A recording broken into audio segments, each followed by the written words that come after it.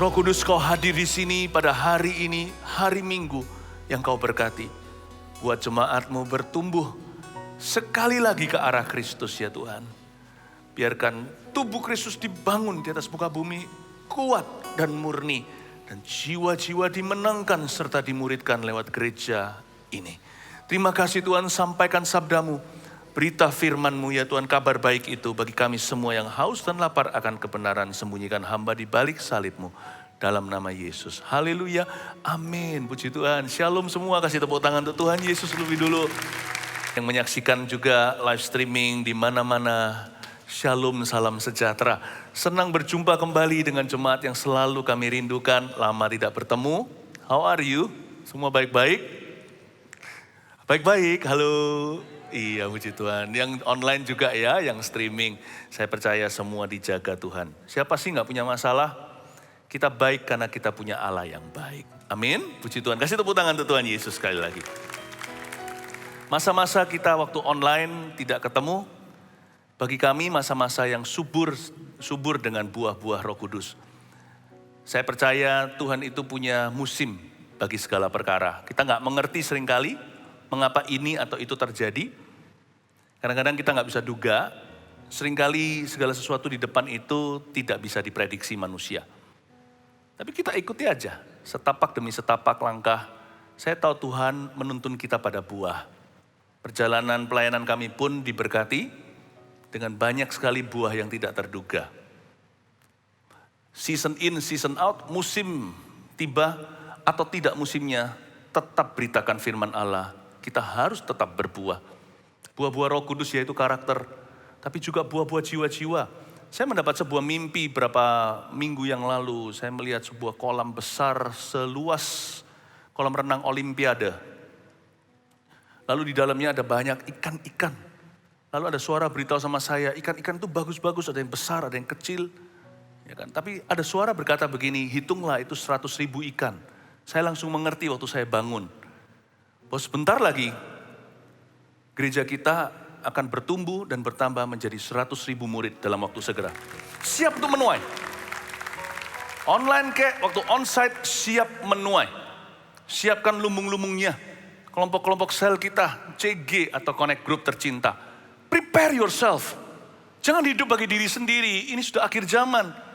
Kita gak pernah tahu kapan penutupan. Mari kita tuai jiwa-jiwa. Supaya kita masuk ke sorga suatu saat, suatu hari kelak tidak tangan hampa. Kita bisa berkata pada Tuhan, Tuhan aku tidak bisa bawa apa-apa.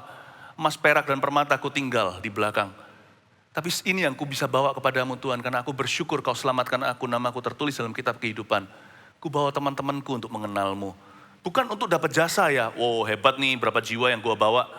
Bukan, tapi sebagai rasa syukur berutang budi. Kita ini defisit selama-lamanya Tuhan, what can I give you? Apa yang bisa kuberikan kepadamu kecuali ini ya Tuhan. Hanya ini selain ucapan syukur di hati. Aku membawa orang-orang lain ya Tuhan untuk menemukan roti. Aku pun pengemis dahulu kala.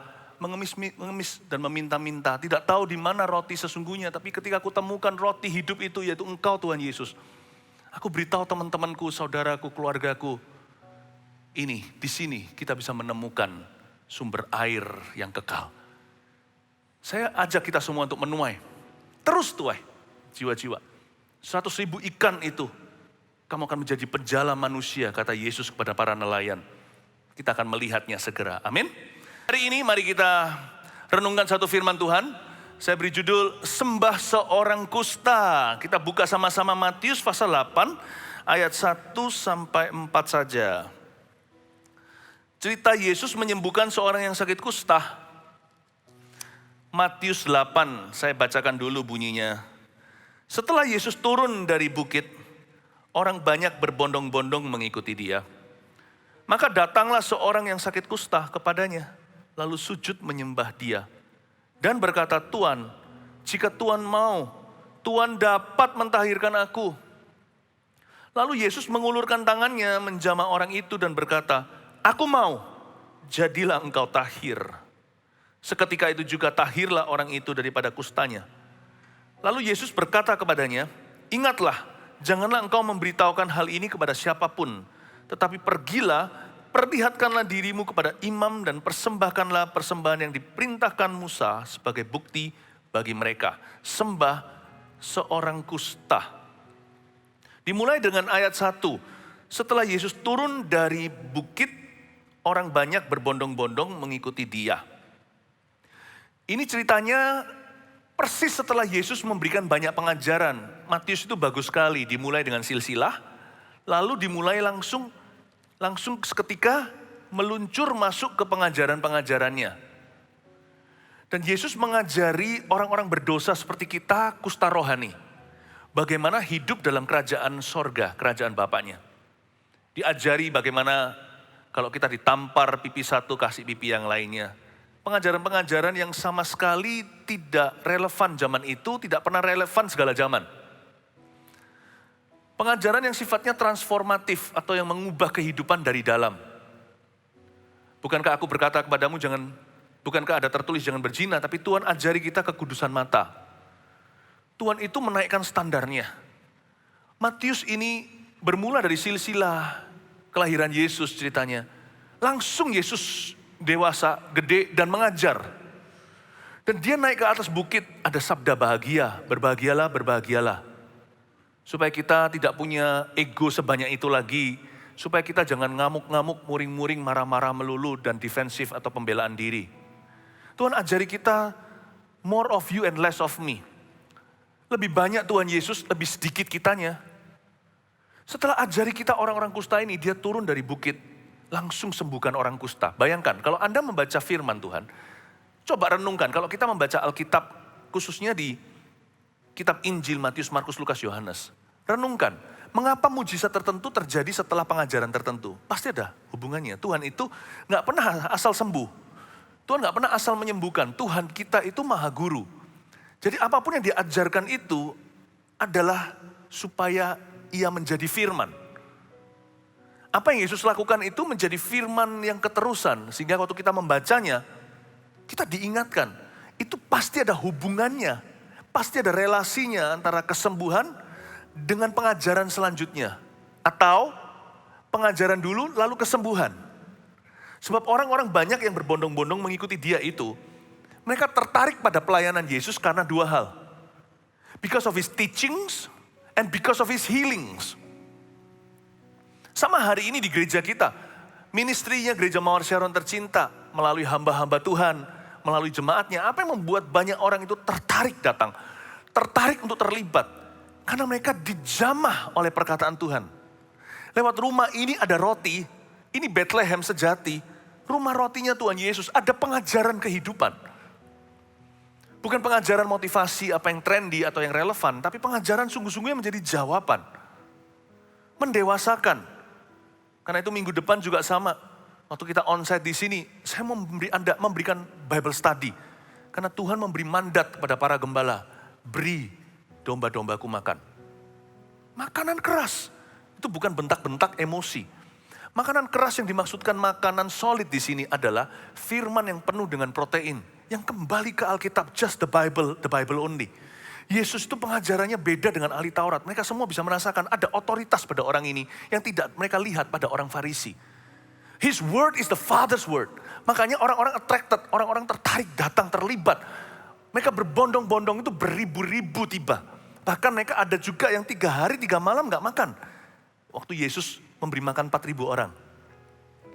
Mereka tertarik pada pengajarannya. Bukan hanya roti doang, ada sesuatu yang mereka rasakan itu memuaskan roh dan jiwa mereka yang gak kelihatan.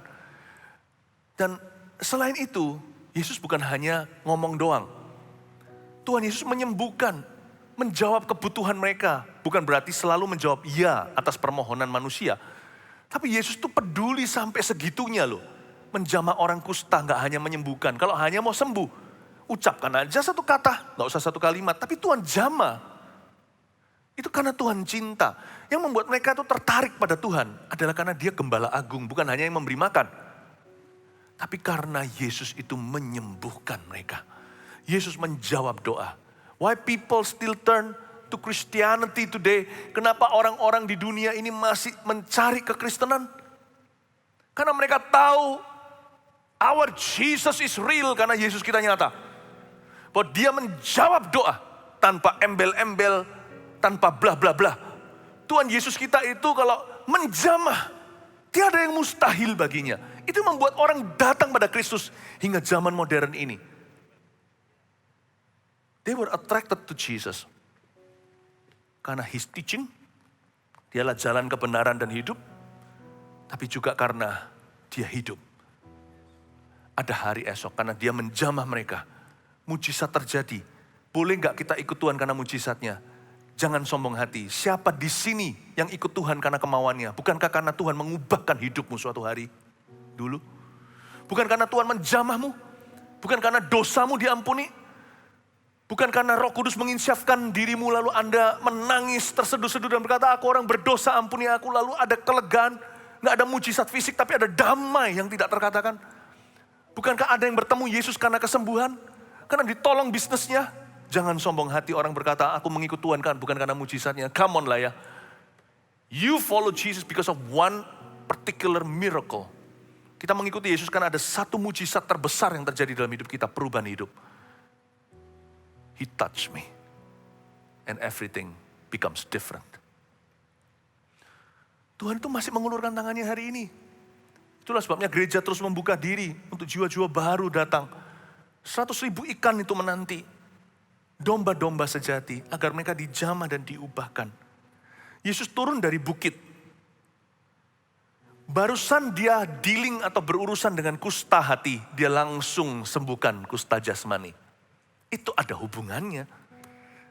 Kesembuhan pertama itu orang kusta. Tapi yang lebih menakjubkan adalah reaksi orang kusta ini. Dari satu orang kusta ini saya bisa belajar tentang kekristenan kita lengkap A sampai Z. Dari kita itu benar di depan Tuhan sampai salah lagi itu loh. Orang kusta ini sempat salah lagi dalam kekonyolannya. Sometimes you are not very careful. Kita tidak terlalu hati-hati menjadi orang Kristen itu harus profesional. Bukan dibayar maksudnya. Profesional itu jadi orang Kristen harus konsisten. Jangan on and off sama Tuhan, jangan jatuh bangun. Saya bisa belajar banyak, tapi terlebih dahulu saya jelaskan kenapa saya mengagumi orang kusta ini. Saya kagum sama dia. Kita lihat lagi sekarang, baca dulu ya, ayat 2. Maka datanglah seorang yang sakit kusta kepadanya, lalu sujud menyembah dia dan berkata, Tuhan, jika Tuhan mau, Tuhan dapat mentahirkan aku. Ayat 2 ini penuh kekaguman. Pertama-tama sadarkah Anda, maka datanglah seorang yang sakit kusta itu tidak mudah. Orang kusta, zaman itu mereka harus social distancing 2 meter minimal. Jadi di mana ada orang kusta harus 2 meter jauhnya dari kita. Kalau enggak dia bisa dilempari batu atau dirajam. Karena orang kusta zaman itu, leprosy equals to zombies. Kusta itu sama dengan zombie. Mereka itu dianggap sudah mati. Mereka dianggap mayat berjalan, jadi nggak boleh mendekati. 2 meter saya katakan tadi. Kalau ada angin, 45 meter itu hukumnya. Bayangin, orang kusta itu harus menjauhkan diri 2 meter. Kalau ada angin berembus, mereka harus tahu diri sebelum dirajam batu oleh masyarakat, mereka harus lari. Padahal dalam kondisi sakit begitu, 45 meter jauhnya. Yang saya maksudkan leprosy is zombie, itu apa? Di zaman itu, di pertengahan abad, para imam-imam hingga rabi-rabi di zaman Yesus, khususnya pertengahan abad. Jadi kalau ada orang kusta, sudah diadakan funeralnya, padahal orangnya masih hidup. Jadi sudah ada farewell, nah itu masih sedikit berperi kemanusiaan. Tetapi tetap gak manusiawi, masa orang hidup dibilang mati. Gak lucu kan ya? Padahal kalau kita tanya sama teman kita, oh si itu sudah mati ya? Hus, masih hidup orangnya. Kita dihuskan segala kok. Ini memang malah dirayakan kematiannya, bukan dirayakan, tapi diratapi. Jadi pada waktu seorang kena kusta, lalu dites sama imam, iya ini benar, maka mereka akan mengadakan funeral di desa, di rumah mereka. Sebelum orang itu diekskomunikasi, keluar jauh ke penampungan orang kusta yang biasanya berada di luar kota. Betapa kejamnya. Bahkan rabi-rabi di zaman Yesus pun, sejarah pun mencatat, dari tengah abad, mereka bisa membanggakan diri, datang ke bait suci itu membanggakan. Ini yang disebut ragi Farisi yang Tuhan benci. Tahu nggak? Gua lihat orang kusta tadi di jalan, saya lempari dia batu atau kerikil. Dan itu menjadi sesuatu yang wow, you are a hero. Aneh ya memang. Ada banyak hal yang aneh karena culture atau kebudayaan itu berevolusi dan berubah. Zaman dulu ya, orang mau notarisan itu copot satu sepatu. Nggak bisa, coba baca kitab Rut. Gimana Boas, ya kan? Atau bagaimana mereka seal the deal, memeteraikan atau mereka mempermalukan orang lain atau menghukum mereka secara umum, semuanya itu beda dengan dunia zaman sekarang. Waktu saya renungkan apa yang terjadi di sejarah itu, memang caranya beda, prinsipnya masih sama kok. Hari ini dunia itu suka kucil mengucilkan orang. Ada banyak orang tertolak di masyarakat. Ada banyak orang terpuruk. Kita pun pernah begitu, atau mungkin hari ini masih mengalami. Di zaman Edan ini tidak ada bedanya dengan zaman dulu, pertengahan abad atau apa. Manusia tetap dingin kasih. Itulah sebabnya the world needs Jesus even more. Terlebih lagi, tahu nggak, bumi ini dari dulu sepi, tapi sekarang jauh lebih kesepian. Kita bisa berada di satu ruangan masing-masing pada HP-nya, nggak ada yang berbicara juga bisa. Meskipun penduduk manusia sekarang miliaran jumlahnya, tingkat bunuh diri tidak pernah lagi tertandingi seperti zaman dulu, nggak ada satupun bisa mendekati. Karena hari ini, bumi ini semakin sepi. Semakin butuh Yesus. Dan orang kusta ini saya kagumi. Karena dalam kondisinya yang kusta itu, yang dijauhi, dihindari. Bahkan kalau orang merajam mereka itu dapat pujian dari teman-temannya. Aneh memang, tapi itu fakta. Tapi dia tetap mengambil keputusan untuk meresikokan dirinya dengan datang kepada Yesus. Padahal belum ada kasus Yesus menyembuhkan orang kusta sebelumnya. Anda baca. Ini adalah orang kusta pertama yang Tuhan sembuhkan di Injil. Kalau Tuhan Yesus pernah sembuhkan orang sakit lumpuh, mungkin dia berkata Yesus itu spesialis orang-orang yang timpang. Dia nggak pernah lihat dan tidak ada invitation lagi. Tidak ada undangan. Jadi orang ini apakah cari mati dia? Bagi dia nothing tulus. Berapa banyak di antara kita berkata, kenapa saya harus cari Yesus? Aku udah kehilangan segalanya. Aku loh sekarang semua doaku gak dijawab seolah-olah. Terpuruk keadaanku, keuanganku runtuh, rumah tanggaku goyah. Loh malahan kalau Anda di posisi yang terbawah, malah nothing tulus. Datanglah ke Yesus. Belajar dari orang kusta ini. Dia cuma hitung mati. Dia bahkan sudah dianggap mati sama keluarganya. Gak dikunjungi. Keluarganya pun merasa dia itu dihukum Allah. Karena zaman itu ada teologia orang kusta. Orang kusta itu doktrinnya begini, mereka itu dihukum oleh yang Maha Kuasa. Pasti ada dosa, mereka gak ngaku aja. Tunggu sampai nanti putus atau copot hidungnya. Tunggu sampai jarinya satu-satu lepas, baru dia mungkin ingat. Keluarganya pun very judgmental sama dia. Jangan lupa loh, ini society yang religi. Ini masyarakat yang sangat religius. Jadi mereka bisa membenci sesamanya, seolah-olah melakukan kebaikan kepada Tuhan. Makanya Tuhan benci begini, Tuhan berkata, yang ku kehendaki adalah belas kasih. Belas kasihan bukan pengorbanan. Tuhan Yesus itu mengubah sistem agama mereka yang salah dengan menunjukkan jalan kehidupan. Lewat orang kusta ini, kejadian ini harusnya mencelikkan mata orang Yahudi. Orang kusta ini nothing tulus. Apakah Anda berada di posisi seperti ini? Aku rasanya segala sesuatu sudah lenyap daripadaku. Hati dan batinku pun semuanya lenyap. Justru bukannya seharusnya semakin menjadikan Yesus gunung batu. Ketika jasmani kita lemah, roh kita malah harus kuat dan memuji. Ketika fisik kita dibatasi, roh kita malah jangan dibatasi apa-apa. Harusnya cepat lari ke tahta kasih karunia. Dijawab atau enggak itu urusan nanti. Karena orang ini tidak punya garansi Tuhan akan menjawab iya. Dia enggak ada undangan, tidak ada kasus sebelumnya, tidak ada percontohan. Dia datang nekat. Mungkinkah dia tahu di dalam hatinya, siapa yang datang pada Yesus gak pernah akan percuma dan sia-sia. Mungkin doanya gak dijawab persis, ya sudahlah, gua coba. Gak ada salahnya, nothing tulus. Aku gak rugi apa-apa kok datang ke Yesus. Aku datang aja, doaku gak dijawab gak apa-apa. Buktinya dalam doanya, Tuhan jika engkau mau, dia sendiri gak pasti. Tapi dia tetap datang. Banyak kita tuh memikirkan terlalu jauh, terlalu rumit sebelum datang ke Yesus. Datang ke Yesus dulu baru mikir. Atau lebih tepatnya, datang ke Yesus dulu. Nanti Yesus akan bantu mikir. Atau lebih tepatnya lagi, Datang ke Yesus dulu, nanti yang terjadi di luar pikiranmu. Ini orang just come. Kalau dia pernah dengar pengajaran Yesus, datanglah kepada aku yang letih lesu dan berbeban berat, pikulah kuk yang kupasang kuku ringan, ngertilah, siapapun boleh datang. Tapi waktu itu kan di awal-awal, Yesus belum mengajar itu, orang kusta ini datang sebelum pengajaran itu. Sebelum Yesus mengucapkan datanglah semua yang letih lesu. Berarti orang ini datang dengan iman. When you come by faith.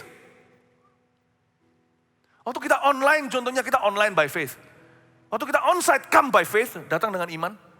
From faith to faith, Roma 1:16. Tuhan itu menuntun kita lewat Injil dari iman kepada iman. Imannya sama fondasinya. Tapi iman kita akan berubah-ubah sesuai kondisinya.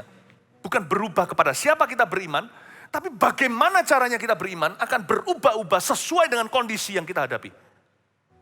Come to Jesus. In your problems, come to Jesus. Datang ke Yesus dalam masalahmu. Dalam suksesmu, kemenanganmu, come to Jesus. Jangan seperti 9 orang kusta yang tiba-tiba lenyap, tak terlihat ekornya dan jejaknya. Always come to Jesus. I come to Jesus every day. Saya datang ke Yesus pagi ini. Sebelum ke gereja, saya datang ke Yesus ke tahtanya, ke kakinya. Tadi pagi-pagi saya. Hari ini sebelum saya mandi atau makan atau sarapan pagi. Sebelum saya ke sini. Always come to Jesus. Nothing could go wrong, trust me. Meskipun kita nggak pasti, datang aja ke Tuhan. Orang ini datang ke Tuhan Yesus minta dirajam apa? Ingat ya, dia berada di society masyarakat yang berbangga jika lo bisa merajam dia. Kalau dia datang ke kota, mereka berhak merajam dia. Ya, kalau dia datang dalam kondisinya seperti itu, mendekati aja ada angin berembus, dia nggak 45 meter jauh. Itu bisa disawat batu. Bisa dilempar kerikil. Tapi orang ini meresikokan dirinya karena dia tahu something will happen to me. I don't know what, yang pasti saya nggak tahu tepatnya apa. Tapi sesuatu akan terjadi. Dia jamah segenap hidupku dan beri damai di hatiku. Semua telah berubah. Dan aku tahu Yesus jamah ku jadi baru. Inggrisnya bagus sekali. He touched me. Oh, he touched me. And all the joy that floods my soul. Something, dia nggak tahu apa. Pokoknya something happened. And now I know he touched me and made me whole. Dia jamah. Lalu yang dia lakukan adalah yang pertama-tama sebelum dia minta adalah dia proskuneo dulu. Lalu sujud menyembah dia. Ini adalah sebuah postur tubuh, dia tersungkur di kaki Tuhan. Bukan angkat tangan, bukan berdiri, bukan duduk. Dia itu membengkokkan badannya, mencium ke tanah. Dan sembah Yesus, gak berani lihat dia. Yesus wajah ke wajah, mata ke mata. Ini yang disebut proskuneo. Menyembah Tuhan. Lalu dia berkata begini, Tuhan, jika Tuhan mau, Tuhan dapat mentahirkan aku. I love his soul. Saya sangat cinta sekali jiwanya orang ini. Tuhan, jika Tuhan mau, saya bagi jadi 3 ya. Ini 3 poin sederhana Anda bisa bawa pulang ke rumah. Gimana sembah Tuhan seperti orang kusta. Yang menggerakkan hatinya. How do you worship Jesus? Even as a leper. Gimana kita bisa menyembah Tuhan Yesus. Di gereja atau pas online atau onsite. Sikap hati ini yang Tuhan kenan, sikap memuji. Gimana kita menyembah Tuhan Yesus kita. Seperti seorang yang kena lepra atau kena kusta. Tuhan nomor 1. Lalu kedua, jika Tuhan mau. Ketiga, Tuhan dapat mentahirkan aku. Yang ke-1, sembah Yesus sebagai Tuhan. Tulis itu. Sembah Yesus sebagai Tuhan. Lebih tepatnya atas hidupmu dan hidupku, sembah Yesus sebagai Tuhan. Atas hidup kita, bukan hanya sebagai nabi atau guru. Worship him, nothing less. Sembah dia jangan lebih sedikit dari ini. Lebih sedikit dari ini berarti kita tidak menyembah dia, tapi pura-pura. Sembah Yesus itu sebagai Tuhan atas hidupmu. Jadi apapun yang dia perintahkan, lakukan. Kalau dia berkata tidak, jangan. Kalau dia berkata jalan, jangan tawar atau tunda. Worship, penyembahan sejati akan mengeluarkan, membangkitkan penyembah yang sejati. Worship itu fokusnya kepada dia yang kita sembah, bukan pada penyembahnya. Banyak orang mengira worship itu activity atau aktivitas saja. Angkat tangan dan sebagainya, itu manifestasinya. Worship is not worship. Sembah itu bukan penyembahan. Jikalau hanya gerakan dari sisi kita. Worship is devotion. Menyembah itu dedikasi hati. Pasti nggak tahan, cepat lambat pasti angkat tangan, bersujud, proskuneo. Tetapi dimulai dari hati. Buat apa mereka itu memuji aku dengan mulut dan lidah bibirnya, kata Yesus. Tapi sebenarnya hatinya jauh daripadaku. Yang mereka pedulikan hanyalah peraturan manusia. Memang angkatan ini angkatan yang jahat. Tuhan Yesus mengkritik worship mereka. Itu parah loh. Kalau sampai worship kita dikritik sama Yesus, itu seperti seorang suami mengkritik berat badan istrinya. Don't do that. Atau seorang wanita mengkritik IQ suaminya. Lu kok gak bisa cari duit lu? Itu sakit luar biasa, seperti dikebiri lagi. Kalau sampai Tuhan Yesus mengkritik mempelai wanitanya, yaitu gereja, mengkritik worship mereka, payah berarti kita jatuhnya. Belum berdosa, cepat lambat nih.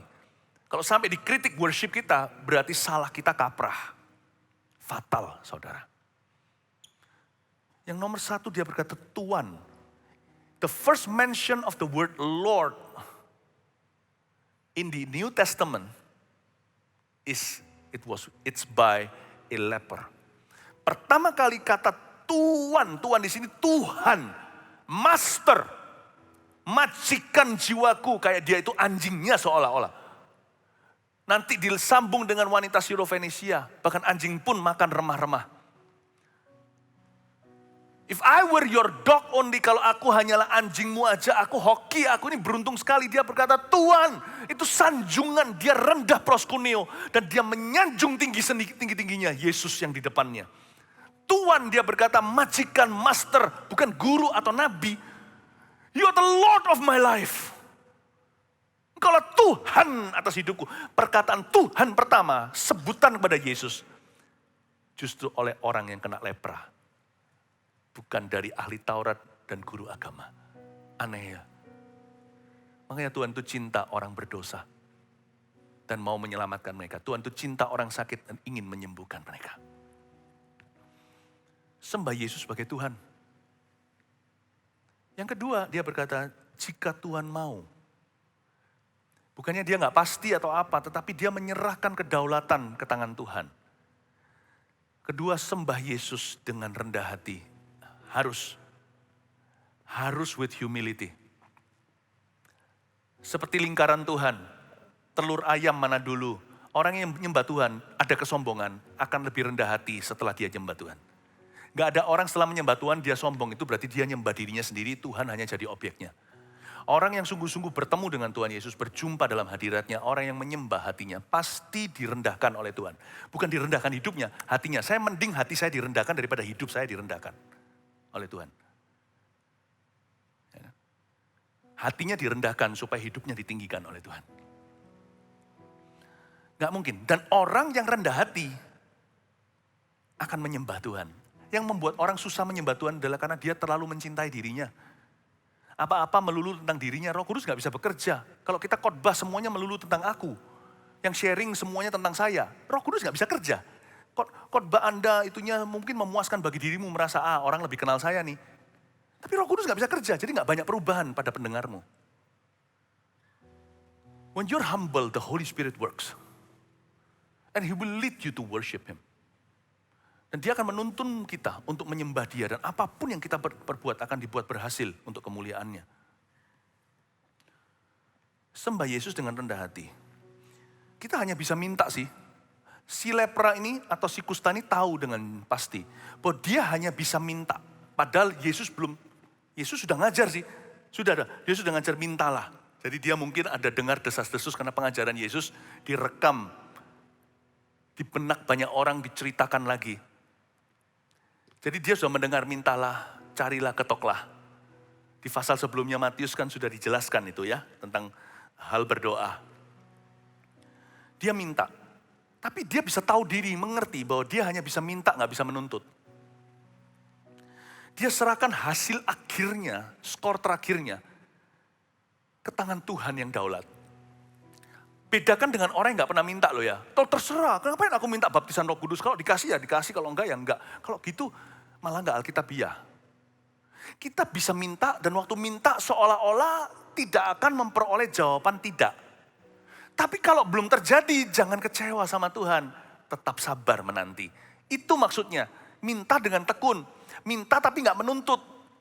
Orang ini jelas-jelas minta loh, Tuhan, jikalau Tuhan mau, Tuhan dapat mentahirkan aku. Dengan kata lain, Tuhan Yesus kan pinter.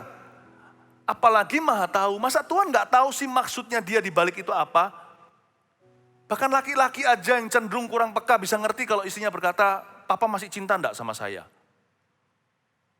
Sayang, kamu masih cinta enggak? Itu bukan pertanyaan. Dia menunggu kata I love you dari mulutmu. Kalau Tuhan diberitahu begini, masa Tuhan gak ngerti Tuhan, jika Tuhan mau Tuhan dapat mentahirkan aku. Tuhan gak, itu bukan permintaan loh. Dia gak berani minta. Tapi dia minta. Terlalu ketara sekali. Tuhan, jikalau Tuhan mau Tuhan dapat mentahirkan aku. Lalu Yesus menjamah tangannya, mengulurkan tangan dan menjamah orang itu dan berkata, aku mau, jadilah engkau tahir.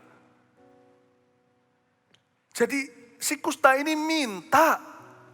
Church, ask, seek and knock. Gereja Tuhan, umatnya, jemaat, mintalah. Anda butuh apa hari ini? Jangan kita sok rohani. Rendah hati aja, minta sama Bapamu. Tapi kalau belum diberikan jangan ngamuk. Atau kalau diberikan sesuatu yang beda jangan marah. Karena kita hanya bisa meminta, itu kunci kerajaan sorga. Tapi gak bisa menuntut karena itu tata Allah. You can only ask, not demand. Dan si kusta ini mengerti pengajaran Yesus. Mungkin dia dengar dari teman-temannya. Minta, cari, ketok. Oke, aku beranikan diri, aku minta. Pokoknya datang ke Yesus gak mungkin percuma sia-sia. Lalu dia berkata, Tuhan, jikalau Tuhan mau. Maksud hati waktu belum datang dia sudah siap-siap kalimat. Tuhan, aku minta sembuh dari kusta. Tapi waktu dia ketemu Tuhan terlalu glory, terlalu mulia. Dia gak berani. Dia sujud mukanya proskuneo dan berkata, kalau Tuhan mau, Tuhan dapat sembuhkan aku. Luar biasa ya. Tuhan berkata dengan grin atau mungkin dengan senyuman di wajahnya berkata, mau minta aja kok. Enggak terus terang. Aku mau. Belum minta nih, aku mau langsung dijamah. Belum selesai ngomong, dipegang sama Tuhan. Dipegang, enggak pakai hand sanitizer. Itu menular. Di sini ada dokter, tahu, kusta itu menular sekali. Coba bayangkan. Sembah Yesus harus dengan rendah hati, belajar seperti si kusta ini. When you worship Him, be humble. When you pray, be humble. When you come to church, be humble. When you are not in church, be humble before His presence. Kalau kita berdoa, rendah hatilah. Kalau nyembah, rendah hatilah. Kalau memuji, rendah hatilah. Kalau kita datang ke gereja, rendah hatilah. Kalau kita nggak di luar gereja, nggak dalam gedungnya, rendah hatilah. Di sana ada hadirat Allah. Kita hanya bisa minta, tidak menuntut, saudaraku. Yang terakhir, poin ketiga, bukan yang terakhir ya, masih ada ayat berikutnya. Tuhan, jika Tuhan mau, ketiga, Tuhan dapat. Yang ketiga, sembah Yesus dengan iman. Dia berkata, Tuhan dapat. Kalau kata Tuhan dapat itu, you are able. Engkau mampu, engkau sanggup, lebih dari mampu. Orang ini loh gak kenal Yesus. Tapi dia ada iman, percaya bahwa dia adalah anak Allah. Tuhan kau dapat. Orang ini menunjukkan, si kusta ini menunjukkan respek yang luar biasa akan kuasa Allah. Melebihi orang-orang yang sudah tahu Taurat atau yang sehat. Dia berkata, Tuhan, I respect your power. If you are willing, jikalau engkau mau aja, engkau dapat. Aku tahu itu Tuhan, I know it. Dia gak berkata, aku tahu dari universitas mana, aku tahu dari temanku, aku tahu karena diberitahu. Dia berkata, no, aku tahu karena aku percaya. I know that. Aku tahu karena aku tahu. Nggak ada orang beritahu aku. I know. Aku tahu. Engkau dapat. Dia nggak meragukan. Dia datang pada Tuhan dengan iman. Dia cetuskan. Dia berkata, I know you can. You can do all things. You are able. Engkau mampu, engkau sanggup. Dia sanggup. Banyak orang hari ini kecewa karena putus pengharapan. Kalau harapan Anda putus, gak ada orang bisa bantu. Satu-satunya membuat kita bertahan dalam masalah adalah pengharapan.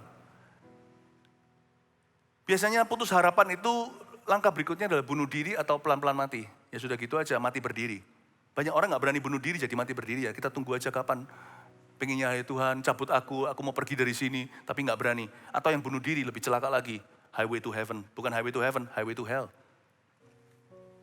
Langkah ke neraka. Jangan putus pengharapan. You have to believe that God can. Karena kita tidak berada di dalam the kingdom of therapy. We are in the kingdom of healing.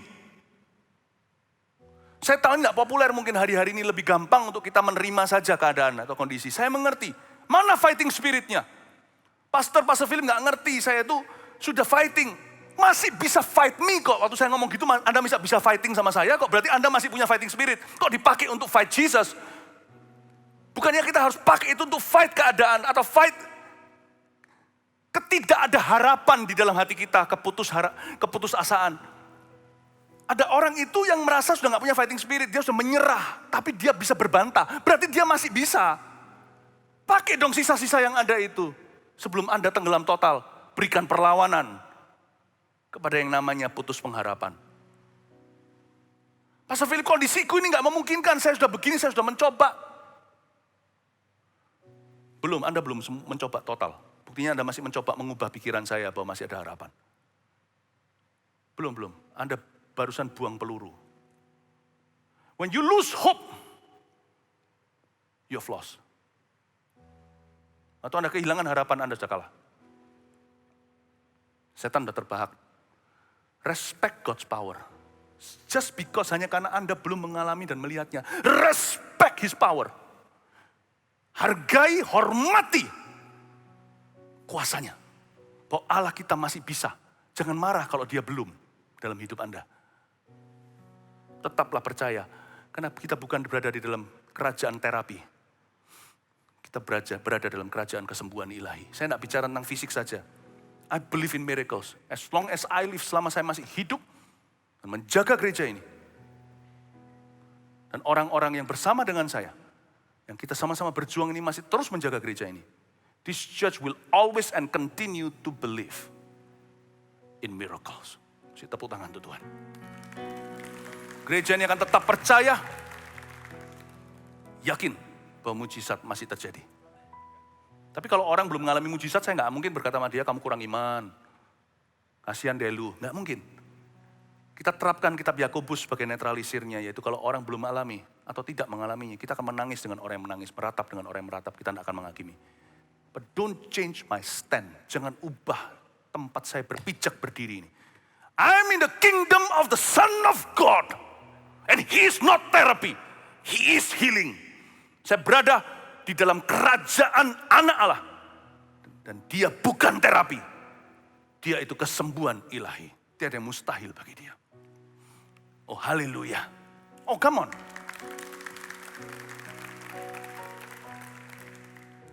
Dia respect dan dia berkata, Tuhan, I respect your power.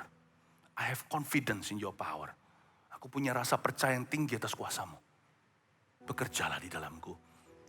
Ya, 3 poin tadi itu saya review dulu sebelum saya lanjutkan untuk penutupan. Gimana cara kita menyembah sebagai seorang kusta? Sembah Yesus sebagai Tuhan. 2, sembah Yesus dengan rendah hati. 3, sembah Yesus dengan iman. Pastikan ya, minggu depan jemaat yang menyaksikan saya sekarang dari jauh, waktu tempat ini dipenuhi, come with this attitude. Mari kita datang dengan sikap hati seperti ini. Kita menyembah Yesus sebagai Tuhan kita. Waktu kita datang ke gereja minggu depan, dan belajar kitab Roma, kita menyembah Yesus dengan rendah hati, I come humbly. Aku datang sujud menyembah. Memberi persembahan juga dengan rendah hati. Tangan kanan memberi, tangan kiri tidak usah tahu.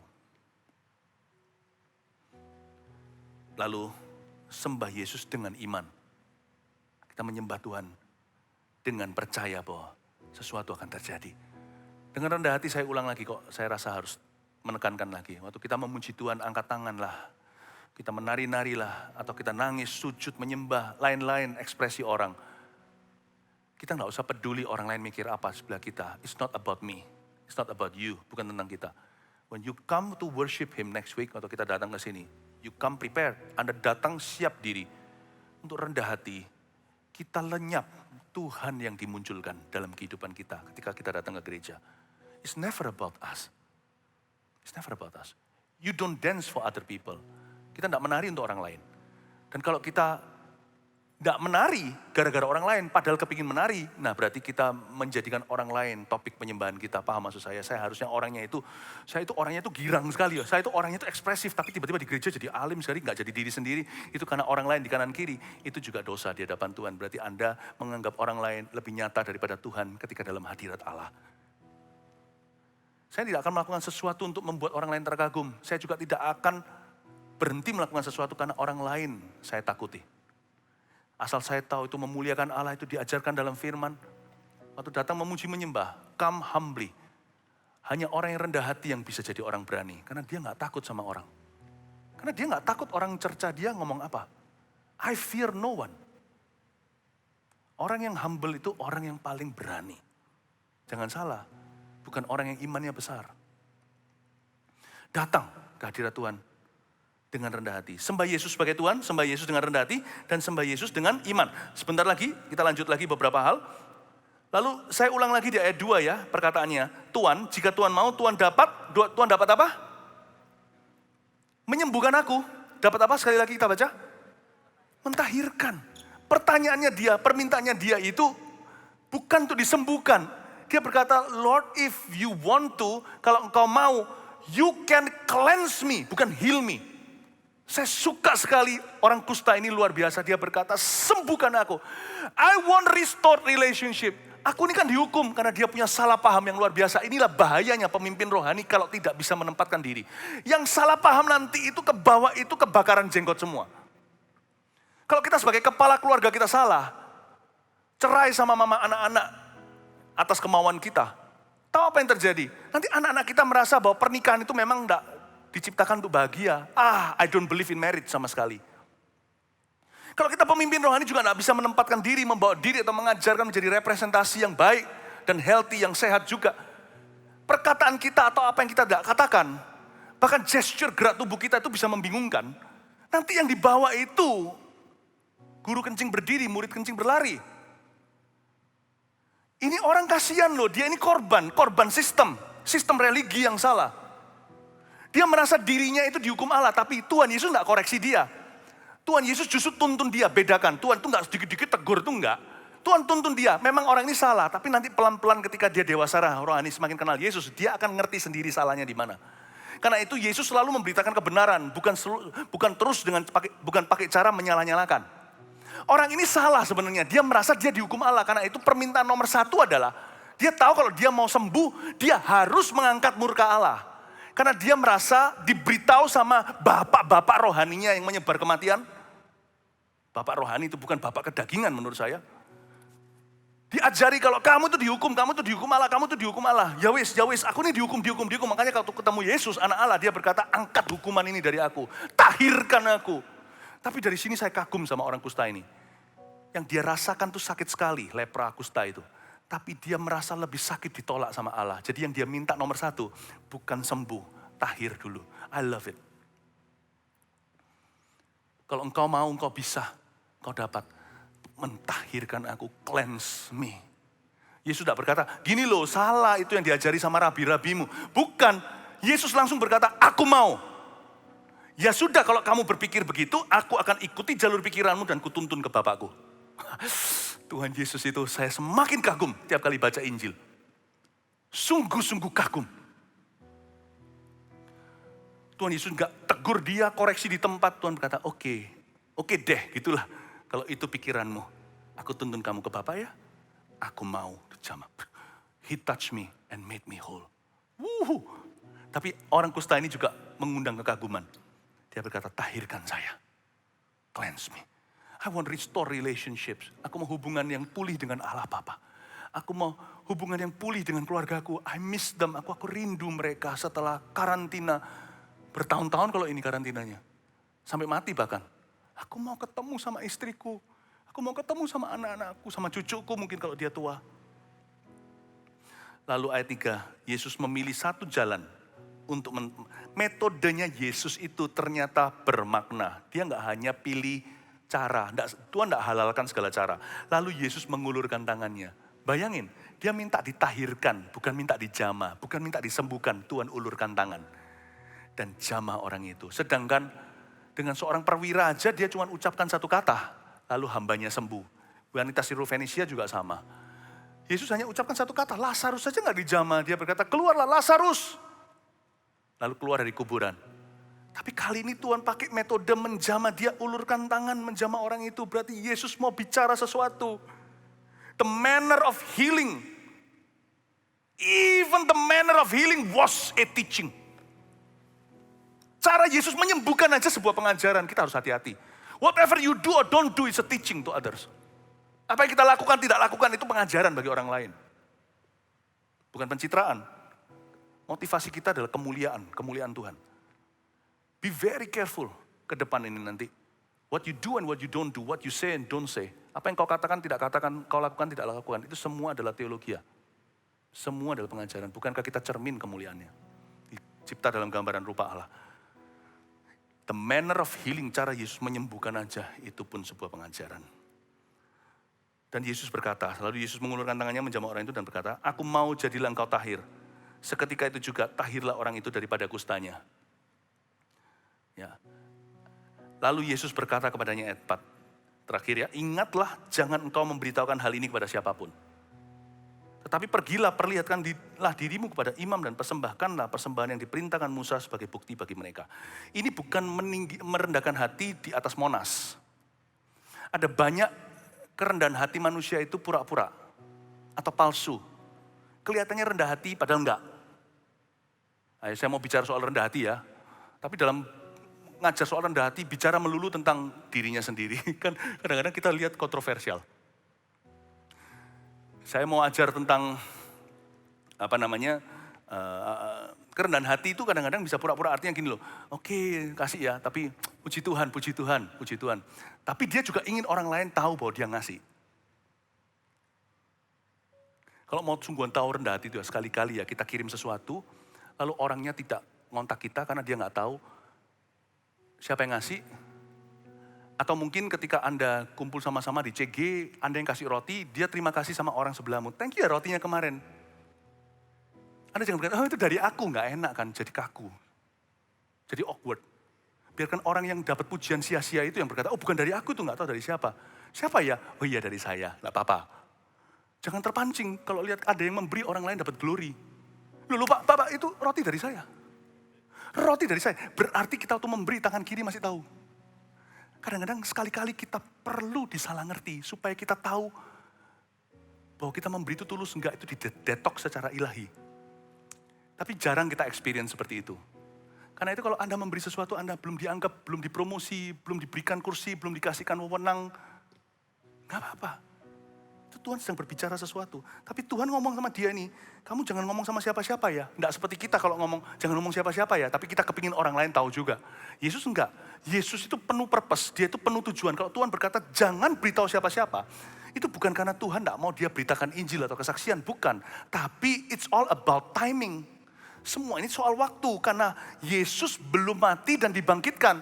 Jadi kalau sampai ketahuan Yesus itu memberi makan, lalu mentahirkan orang kusta, menyembuhkan orang sakit, nanti Yesus dianggap lebih banyak tabibnya daripada juru selamat.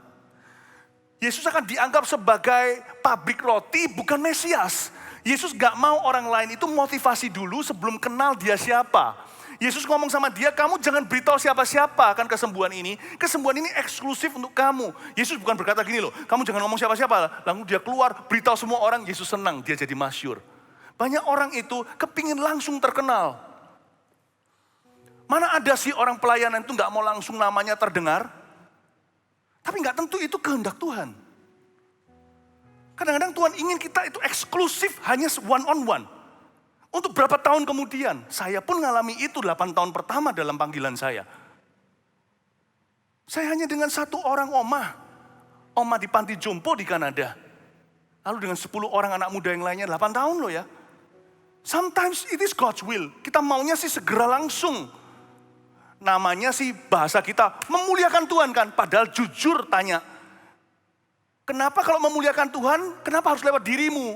Orang lain sudah kemana-mana menyebarluaskan Injil, Anda tidak bisa bahagia dan dukung pelayanannya. Tapi Anda baru on, kalau itu pelayananmu. Berarti sebenarnya memuliakan Tuhan itu bisa-bisa hanyalah alasan abal-abal. Ujungnya adalah memuliakan dirimu. Saya masih ingat saya diuji Tuhan, 8 tahun itu tidak sama siapa-siapa, cuma itu. Lalu saya lihat satu orang hamba Tuhan, konsernya bagus sekali, bisa segala macam tarian, nyanyi, Carmen yang sudah meninggal itu, yang menciptakan lagu I Feel Jesus dan apa namanya, There's a River. Waktu saya lihat gitu, di Kanada saya masih ingat, orang-orang maju ke depan ratusan, saya nangis di depan TV saya. Saya berkata, Tuhan, I'm happy for this man. Tuhan paksa saya, ajari saya to be happy untuk orang lain yang pelayanannya sudah mendunia. Padahal kita bukan siapa-siapa. Kita harus masuk ke proses seperti ini. Dari waktu ke waktu kita akan masuk proses demikian lagi. Yesus kalau ngomong sama dia, kamu jangan beritahukan sama siapa-siapa. Dia sungguh-sungguh bermaksud akan perkataannya. Tuhan gak pura-pura berkata, jangan ngomong sama siapa ya, tapi keluar sana jadi masyhur, dia juga senang juga. Enggak. It's all about timing. Karena Yesus gak mau nanti waktu dia masuk ke dalam kota, orang-orang itu lihat dia itu roti berjalan. Roti ya, mian pawa. Roti. Waktu saya masih kecil, sekolah di Taiwan saya masih ingat, paling senang di jalanan kalau pulang sekolah itu ada yang jalan, mobil dengan bunyinya, tin, ada lagu-lagunya, nyanyi kayak lagu, kayak truk ice cream gitu. Lalu dia berkata, mian pao laila. Mian pao itu roti maksudnya. Roti datang, kita anak-anak kecil semuanya lari ke sana. Beli roti, senang beli roti murah-murah. Waktu saya masih kecil itu. Sampai sekarang saya ingat mobilnya, suara lagunya. Saya tidak ingat pengemudinya. Samar-samar itu bapak-bapak tua, seorang bapak yang tua. Jahat ya kita ini, ingat rotinya. Yesus tidak mau diingat sebagai roti. Mereka tidak kenal Yesusnya. Jadi Yesus berkata, please don't tell anyone. Ini eksklusif untuk kamu. I really mean it. Aku tidak mau terkenal. Aku kasih mujizat ini sungguhan exclusively for you. To change you, untuk mengubahmu. Banyak orang di dalam pelayanan tidak setulus itu. Ya semua untuk kemuliaan Tuhan. Tapi cerita-ceritanya sama teman-teman ya. Yesus berkata, don't do that. Aku enggak mau, aku masuk itu nanti orang dengarnya, mian pao laila. Enggak mau. Aku mau mereka kenal aku siapa dulu. Ini sebelum mati dan bangkitnya. Sekarang lain cerita, kita harus ceritakan. Yesusnya kita harus ceritakan. Our God is amazing. Semua masalah timing. Apa yang Yesus mau yang kehendaki dari dia, itu berbeda. Tetapi pergilah, perlihatkanlah dirimu kepada imam dan persembahkanlah persembahan yang diperintahkan Musa sebagai bukti bagi mereka. Tapi ini, satu hal ini yang kamu harus lakukan.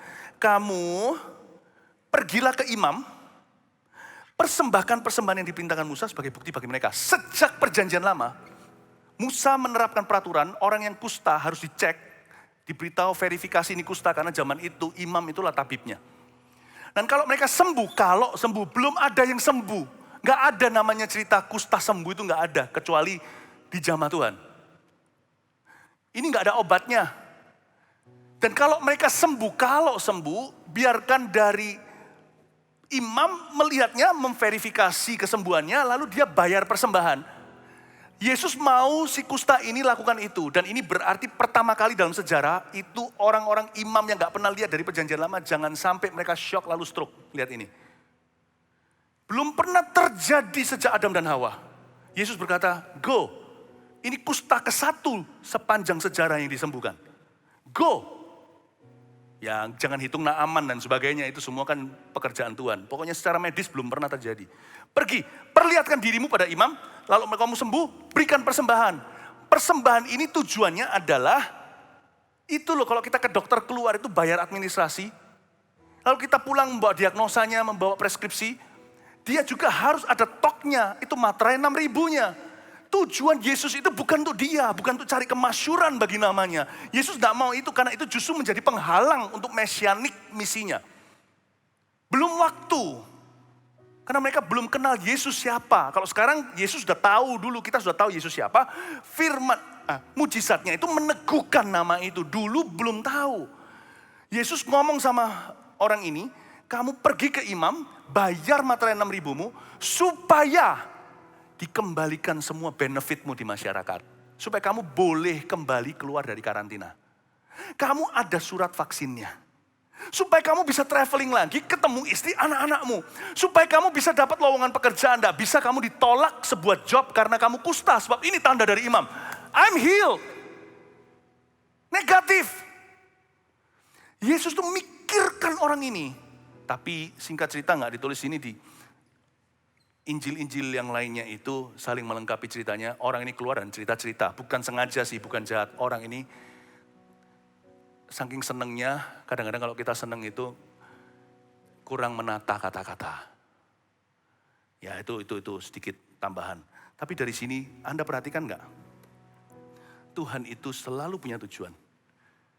Oh, untuk kemuliaan Tuhan semua cara dihalalkan. Tuhan tidak mau segala cara dihalalkan. Makanya hari ini jangan dalam nama memuliakan Tuhan, lakukan apapun yang kau mau. Yang Tuhan tidak suruh. Don't do that. Don't do that. Ujilah setiap langkahmu. Metode yang kau pakai. Itu sungguhkah yang Tuhan mau? Atau itu yang engkau dan aku mau? Sungguhankah itu untuk kemuliaan Allah atau ada sedikit cicip-cicip di sana sini supaya aku bisa aji mumpung numpang terkenal sekalian. Come on lah. If we are really sincere, kita lihat orang lain diberkati dipakai Tuhan, kita akan nangis. Saya belajar itu dari Tuhan. Kita harus dukung. Kenapa harus lewat aku? Kalau ada orang yang bisa lakukan lebih baik dari Mawar Sharon, kita dukung. Gak peduli dari gereja mana. I'm okay. Tapi kalau kita yang pegang kaki Dian, run baby run, larilah yang kencang. Supaya orang lain bisa mengikuti dari belakang. Yesus berkata sama dia, don't tell anyone. Belum waktunya. Di dalam persilatan dunia gereja, kalau ada orang terkenal bertobat terima Tuhan, langsung dikelilingkan khotbah mana-mana, kesaksian di mana-mana. Is it your timing? Demi pertumbuhan gereja, kan untuk memuliakan Tuhan, supaya gereja penuh dengan kemuliaannya. Orang sembarang diangkat pelayanan, supaya komitmen di dalam rumah Tuhan. Is it their timing? Yesus itu penuh purpose. Gereja harus penuh purpose, seperti Yesus tubuhnya. Kita ini tubuhnya, mempelainya. Kebanyakan kita menghalalkan demi tujuan memuliakan Tuhan. Padahal Tuhan tidak mau itu. Kalau memang demi memuliakan Tuhan, lebih dimuliakan Tuhan Yesus. Kalau Tuhan Yesus diceritakan kanan kiri, aku sembuh karena Yesus itu loh anak Daud. Bayangin Yesus kemana-mana kebaktian. Kursi tidak ada yang kosong. Memang gitu sih. Disimpan-simpan rahasia aja, Yesus kemana-mana aja nggak bisa istirahat. Ke Bukit Tinggi, di situ sudah banyak orang. Naik perahu, pergi ke daerah sana, sudah semua orang berbondong-bondong tunggu, minta memegang puncak jubahnya. Yesus nggak bisa istirahat, makan pun susah. Itu sudah padahal sudah ditahan-tahan. Bayangin kalau itu diobral luas, betapa Yesus nggak sampai ke salib nanti dielu-elukan. Bukan itu tujuannya. Jangan halalkan segala cara ke depan. Kita akan mencapai 100.000 murid. Dengan cara Tuhan. Anda akan berhasil dalam pekerjaan dengan cara Tuhan. Anak Anda akan sekolah dan berhasil jadi orang dengan cara Tuhan. Anda akan sehat dengan cara Tuhan. Boleh nggak Pastor Philip saya pakai cara alternatif atau pakai cara yang spiritual tapi yang bukan Kristen gini sekali. Dengan cara Tuhan. Tidak halalkan segala cara. Tidak semua cara memuliakan Tuhan. Mentang-mentang tujuannya adalah memuliakan Allah. Mari kita ikuti tuntunan Roh Kudus di hari-hari ke depan. Dan kita akan mengalami rancangan Tuhan yang ajaib. Sembah Dia sebagai Tuhan. Sembah Dia dengan rendah hati. Sembah Yesus dengan iman percaya bahwa Dia bisa. Kasih tepuk tangan untuk Tuhan. Come on, mari kita semua bangkit berdiri. Haleluya. Haleluya. Thank you Jesus. Thank you Lord. Nyanyi satu lagu Ridho. Ayo kita nyembah Tuhan ya. kita praktekkan aktivitasnya, kita manifestasikan hati kita. Mari kita datang seperti orang kusta itu. Datang menyembah di kaki Yesus di penghujung ibadah. Mari semua fokus, mari semua konsentrasi pada Tuhan. Dia jamah. Thank you Lord. Senang hidupku. Amin. Dan beri damai di hatiku.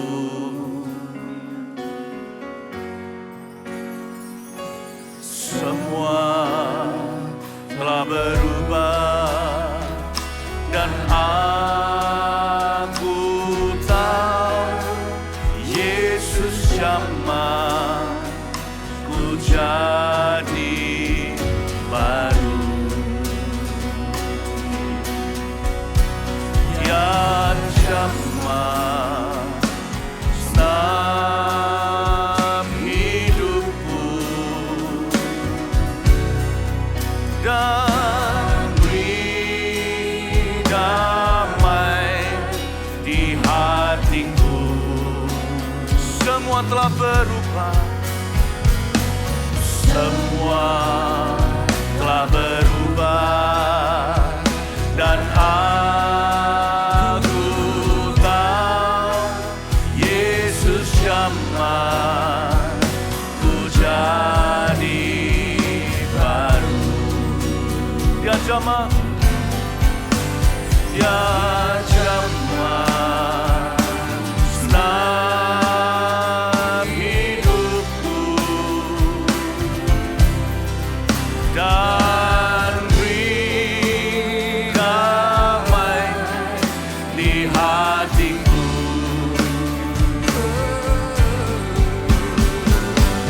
Semua telah berubah dan aku tahu Yesus jamah ku jadi baru. Biar dia jamah hidup kita dan memperbaharui jiwa kita.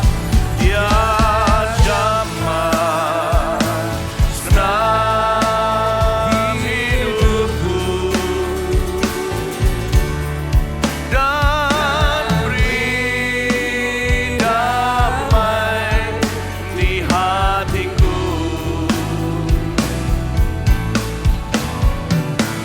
Semua telah berubah dan aku tahu Yesus jamah ku jadi baru. Semua telah berubah dan aku tahu semua telah berubah dan aku tahu Yesus jamah ku jadi baru. Semua telah berubah, semua telah berubah dan aku tahu Yesus jamah ku jadi baru. Yesus jamah ku jadi baru. Yesus jamah ku jadi baru. Yesus jamah ku jadi baru. Yesus jamah ku jadi baru. Beri tepuk tangan bagi Tuhan. Haleluya.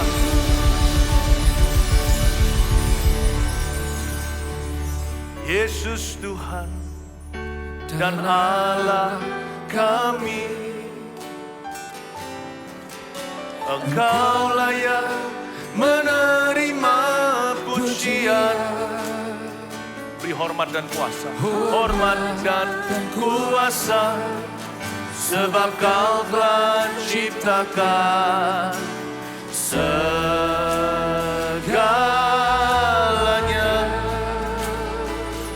Oleh karena kehendak-Mu, semuanya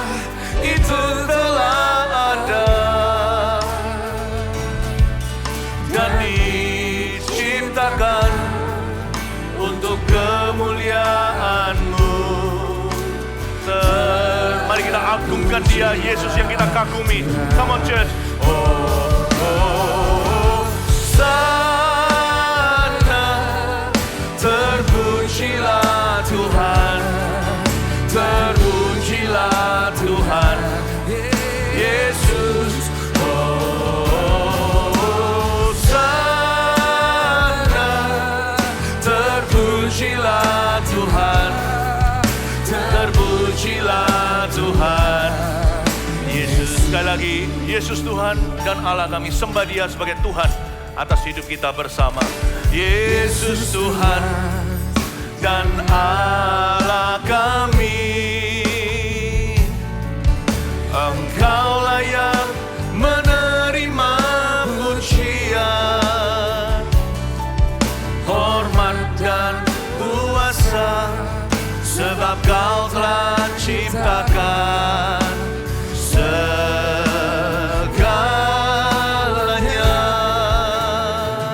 Oleh karena kehendak-Mu, semuanya itu telah ada dan diciptakan untuk kemuliaan-Mu.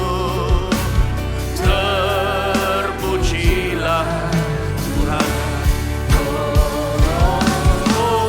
Sana terpujilah Tuhan, terpujilah Tuhan Yesus. Sana terpujilah Tuhan, terpujilah. Mari dengan rendah hati kita sanjung tinggi.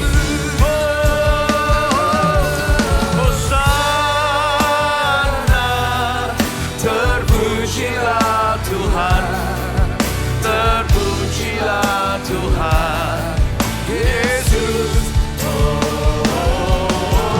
Sana terpujilah Tuhan, terpujilah Tuhan Yesus. Terpujilah Tuhan, terpujilah Tuhan, terpujilah Tuhan, terpujilah Tuhan Yesus. Terpujilah Tuhan, terpujilah Tuhan, terpujilah Tuhan, terpujilah Tuhan Yesus.